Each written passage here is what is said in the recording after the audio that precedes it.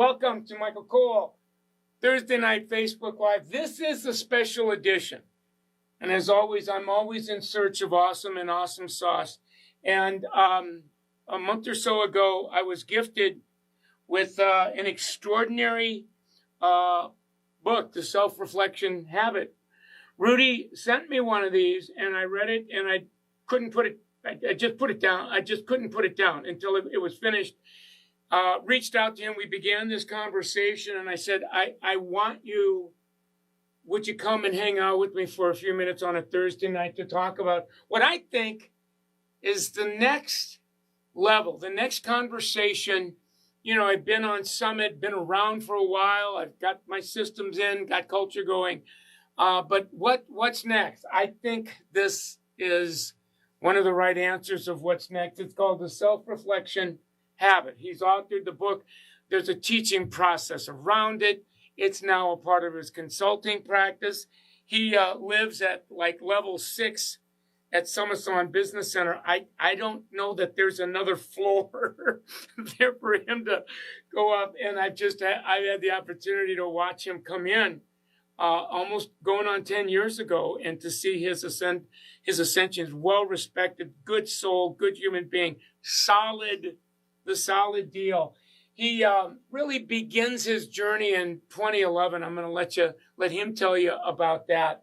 And where he begins the quest of leadership, joins us, Summit Salon Business Center in 2012, gets really, really inspired around this whole idea of self-reflection, goes to the Rutgers University, graduates certified in coaching, and then right from there into International Coaching Federation, and then was just inspired to put his body of knowledge in this simple little book.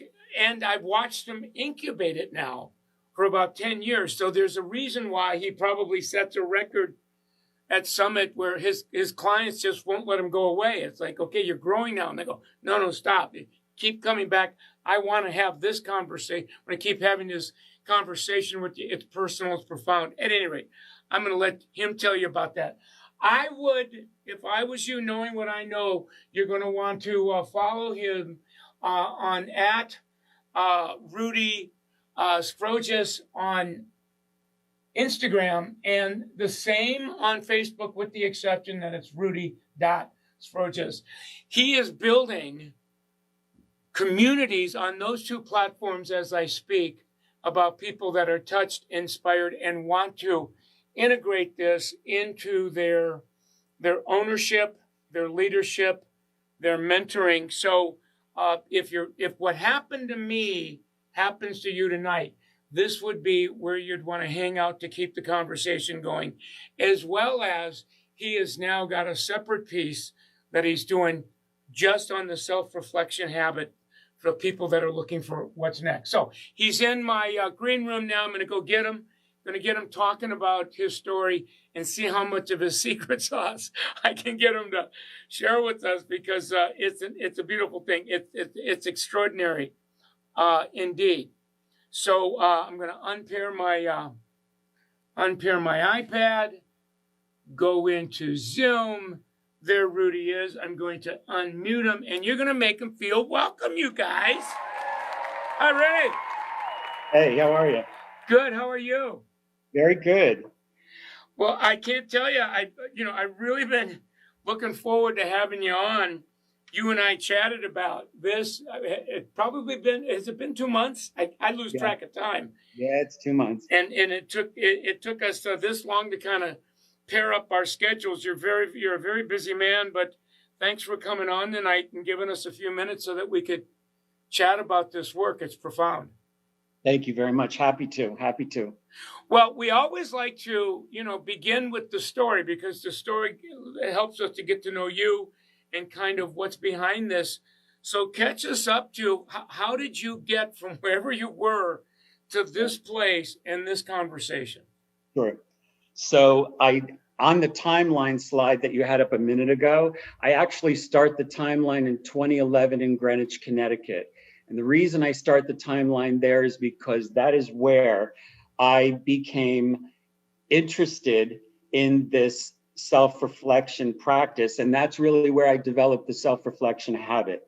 So what happened prior to that was year over year over year over year in my career, I had been managing larger and larger and larger salons with bigger and bigger and bigger staffs.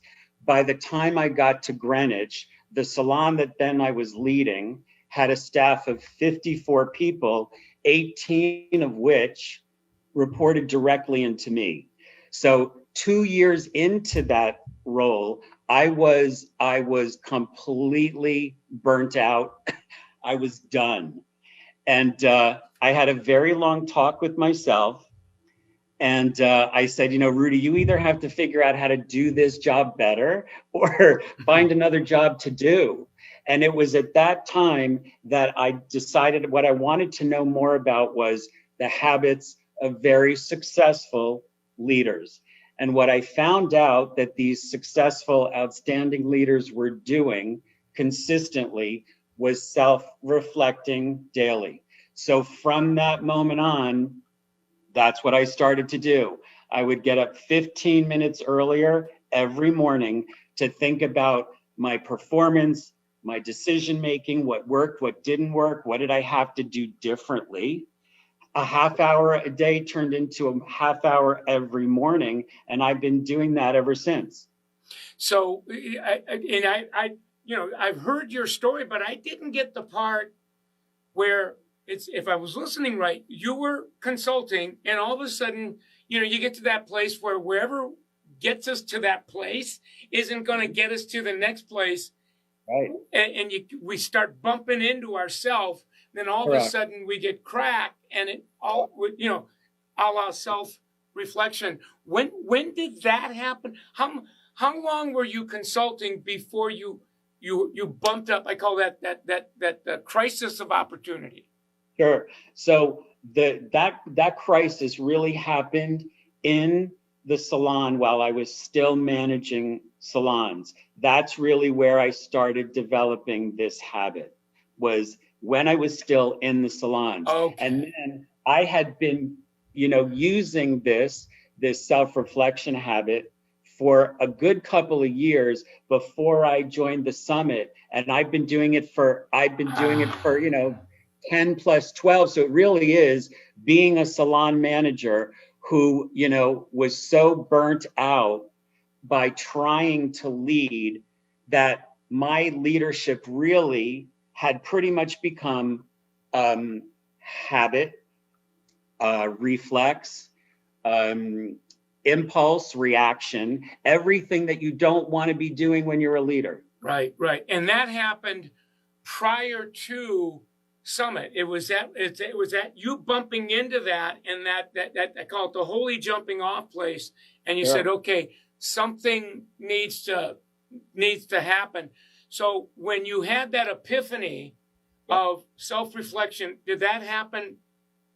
I know when it happened on the back end, did that happen before you went to Summit and that's what inspired you? Or did you kind of have that epiphany while you were at Summit?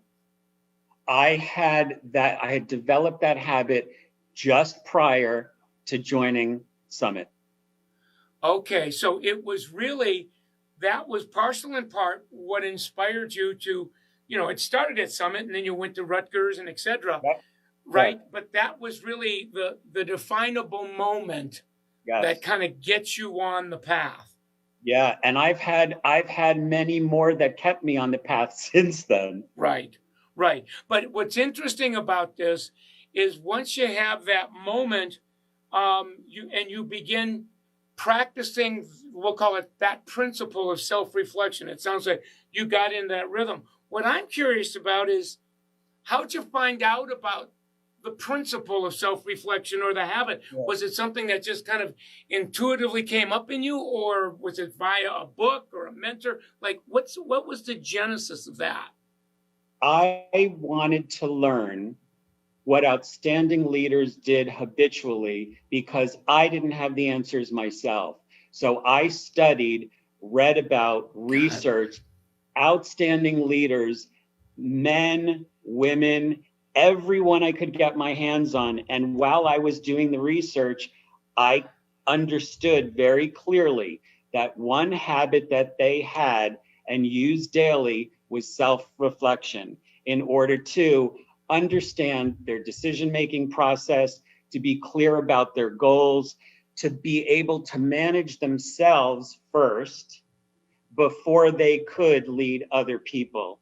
And it was that practice and seeing how other people did it that I started to do it myself. Wow, wow, wow, wow. I mean, self-reflection is kind of a Rudy word, but there's, some people would call that same idea or principle self-examination, taking pause daily to reflect on, as you were talking to me, you get to the end of your life and people are, you get interviewed about, gee, you had it to do over again. Sure. Is there anything you do over? And that always comes up. I wish I would have taken more time to pause and reflect on how I got so busy living my life that I didn't take pause to reflect on the way I was living. And that's usually people, that's a regret at the end. And you discovered that and saying, look, I'm going to adopt that, first of all, to myself, as myself, and then as a leader, and the rest is history. Yeah, because Michael, the thing that I really became very clear about around this whole piece of leadership is this. You have got to hold yourself accountable first, not only to your goals, but to the vision that you have for yourself. Those results of how you lead your life and your decision-making process are the results that leave the path for other people to follow. That's what starts the whole leadership ride. It starts with you. It's not a coat that you put on when you get to the salon. It's not someone you become when you get to the office. It's who you are. That's what leadership is. Yeah, it's something much, much, much, much deeper. It's personal first. It's a function of the soul, how we are as beings, and then it starts reflecting out in our roles, leadership being one of them. That's what I hear you telling me. Correct. So that starts the quest, if you will. It went from Summit, you start bringing it into your consulting practice, then it's Rutgers, right? Then it's Federation. So that's been, a 10, 11, 12-year quest. Correct. What's this like now for you? When you suit up and show up daily for life and then your livelihood, you're calling as a coach, how's that showing up today with you? I don't chase after every shiny object anymore. I don't catch or try to catch every ball that's thrown at me. I'm much more able to stay focused and centered on where I'm going, and my decision making supports that. Yeah. That's very different than the person I used to be a decade ago. Right. I mean, as a practitioner of your process, there's something about the tendency of, I call it pause. Pausing daily. There's a rhythm of pause. Sometimes we'll even call it to live in the pause. Correct. And in that pause, we slow down to the speed of life to take a look at how and the way we're living in, so that we can pivot daily. And I know that what's remarkable, well, there's many things remarkable about your work, but one of the remarkable things that I got in the book is you've got a process that when we pause, here is a very simple, safe, practical methodology to follow, that at the end of it, you walk away from that with clarity, perspective. Talk about that. Correct. So it's very, for me, a very simple process of you start with 15 minutes a day, a question a day, and that's what was the inspiration for this book. It is 66, what I believe are essential questions to help readers develop the self-reflection habit. It's a question a day for 66 days. And the reason it's 66 days is the following. The research shows that it will take 66 days to develop not only the self-reflection habit, but any new habit that you're trying to develop. The reason that we fail at changing our behaviors is not because we're not adequate, it's because we quit too soon.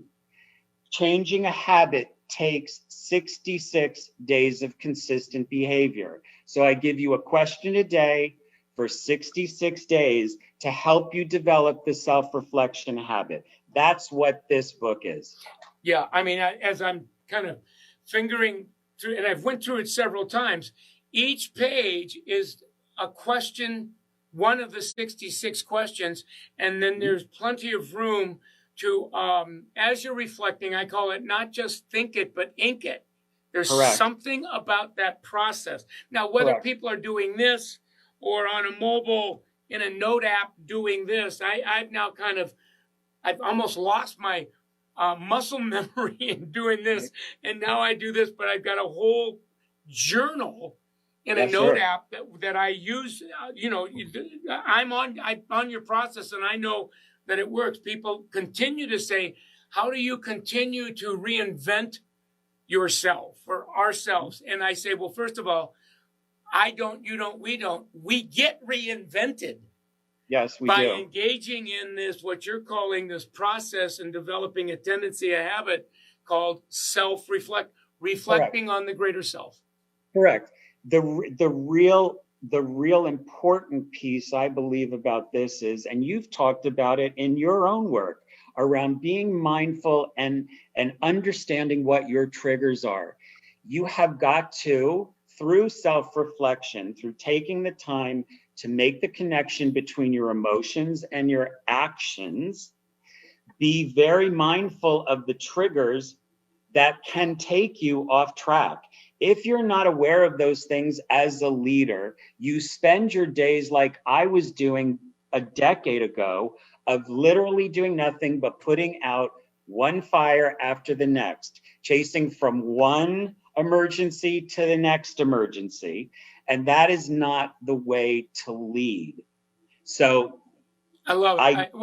What's coming up in me, I'm getting very inspired by, because this is a very, not a secret conversation. It's sacred. It's profound. There's a purity because it's so personal.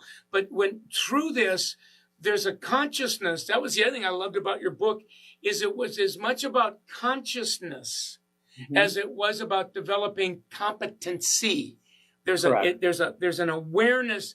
And one of those awarenesses, we start seeing that, first of all, we are triggered. We have triggers. We get hooked. And somebody would say that doesn't have the consciousness. Well, big deal. Why would that matter? Well, to the degree we can see it, we can stop being it.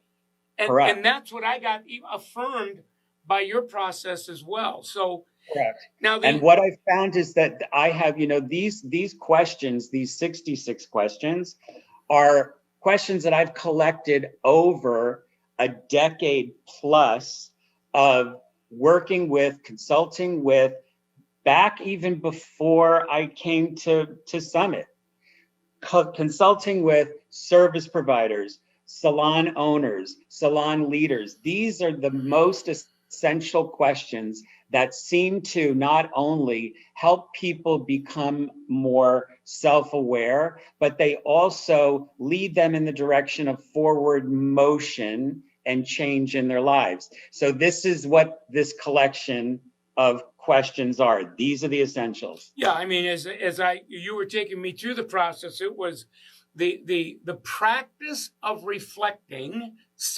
reflecting on self. What's wonderful is you teach it doesn't mean I beat myself up. That as I reflect and I see a trigger, that's not, time to drill myself into the ground for being human. It's an awareness without judgment. That's what's so beautiful about it, is it's safe. But through the reflection, we're gifted with self-awareness on that trigger, and there's something about that empowers us to, you call it self-management. I can now manage a tendency in me that Correct. a while back I was being managed by. Correct. Right. And that has been part of your work for years. And what you understand is that the more I'm able to manage my behavior, my performance is naturally going to improve. And that's not just professionally, that's personally as well. So, while people are, using this book as a tool to become, to develop this self-reflection habit, to become more aware of these potential triggers, what's working, what isn't working, they should also, I would say, in your phone, set a daily reminder each day for 66 days, just to keep you accountable to your behavior. And if you're somebody that needs a person to do that, then why not also have an accountability partner who checks in with you during the day just to see that you're doing this thing that you committed to doing. And I also sometimes, when I did it in the beginning and started in the beginning, I would mark off on a calendar each day for 66 days that I completed this 15 minutes that I needed to develop this habit. Yeah. So those are 3 easy ways to keep yourself accountable, because 66 days is a very long time. Yes. It's 2.5 months of consistent behavior, and that's a long time. Well, what I love about your process is, one, it's without judgment. So this is not about judging myself. And as I said a couple of minutes ago, beating myself up, thinking that I could beat myself into effectiveness. The other is because it's a social practice. You have, whether you want to call it an accountability partner or even a community, it's the power of we is greater than me. Correct. That there's something about the awareness or the consciousness of 2 or more that's exponentially greater than when I'm all by myself, when I'm in my head. That old saying, the 3 of the most dangerous words we can say when we're in our head all by yourself is, I've been thinking. Right? It's not a good neighborhood to hang out on. But I think if you're with 1, 2 or more other people, that's what I love about your pages and your platforms, is you're building a community. That consciousness now isn't 1 + 1 + 1 is 3. It's 1 + 1 + 1 is like 8. Michael, it's interesting that you bring that up, because when this book published, those were many of the emails, notes that I was getting from people that purchased the book, that they actually started reading clubs, that they would buy copies for their leadership team in their salons. And then that became like a book club where they would go through questions for a week on their own. And then the following week, they would all, on their own communities that they are creating, to talk about what they're learning. That was an unexpected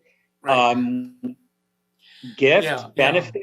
I was amazed by that. Yeah, coincidence is an AKA that the universe uses for what she doesn't want to put her name on, right? That's him. And I think I was telling you before our conversation tonight, our good friend Emily Richardson, who is really, I consider Emily in her company to be a top 1%er. She now has built this in to her culture, her team. They have a book club. Yeah, they have a self-reflective habit book club, and now and it's a different conversation. I don't know. I would say that I think there's 2,500, 3,000 salons now that are in the Summit Salon community / salon-centric / L'Oreal community. And when I got the system in, I got the level set, I got my PDMs going, I got this, I got that. What's next? I think that this work in the container of the work is really the next right answer on what's next. Sure. I think that it probably is, because when I look at back all of the years of, consulting, coaching, etc., it always does come back to the question for the salon owner, the salon leader, is always the same. Why can't I get other people to something? Fill in whatever that blank is.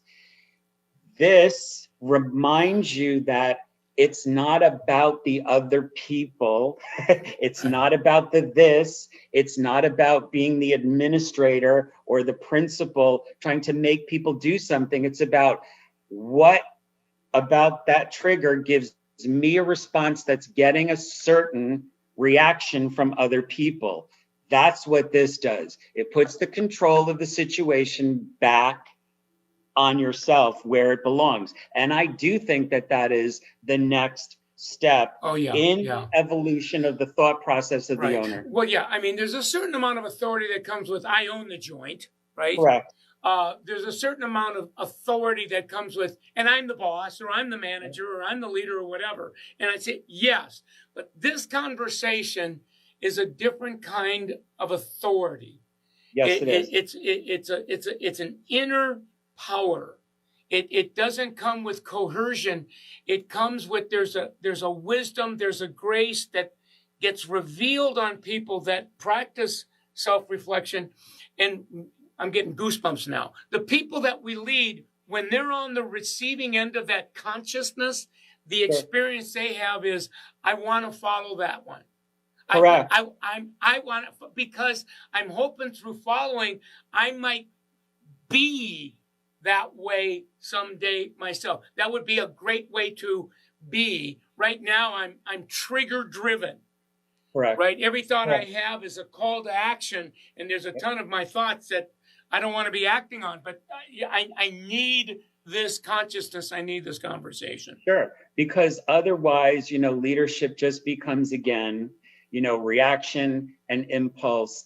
And if you can lead from the front and lead yourself first, those results, as you were just saying, becomes the path that you leave for other people to follow. That's just how it works. So I want to, people right now, I mean, you're blowing up my dashboard. There's not only people sending you a lot of love and inspiration, but they're making comments. If people watch tonight, they're going, and then there's going to be a lot more people watching as this lives on my platforms and my communities, and it'll be edited down and really so that people can have a chance to re-experience it or to share it with someone that really would be could embrace it. It would change the trajectory of their life. Now, and I know that the coaching consulting piece, we'll call it self-reflective habit coaching and consulting, is becoming an exponentially greater piece of your modum of operandi. If people want to find out more about the book, about you, about how they can get closer to the work you're doing and get it into them and around, what would be some things that they could do to start that conversation with you? Sure. The book part of it is easy. It's on Amazon. So it's on Amazon. So that part of it's easy. If you want, tips, quotes, inspiration, questions from the book, become part of this self-reflection habit community, follow me first on Instagram, because we are going to be doing a leadership challenge around the self-reflection habit that's coming. So we will be launching a leadership challenge for people that want to be a part of this, follow the book, be a part of the community of people that are doing the same thing and develop it over 66 days. That's coming. But follow me on Instagram first so that you'll know when we're going to be launching that. I love it. And then you were saying there's hours of your time that you're devoting to one-on-one online with you for, an owner or whatever that really wanted to get kind of a super taste or dose of this. They could direct message you on Instagram to begin that conversation as well?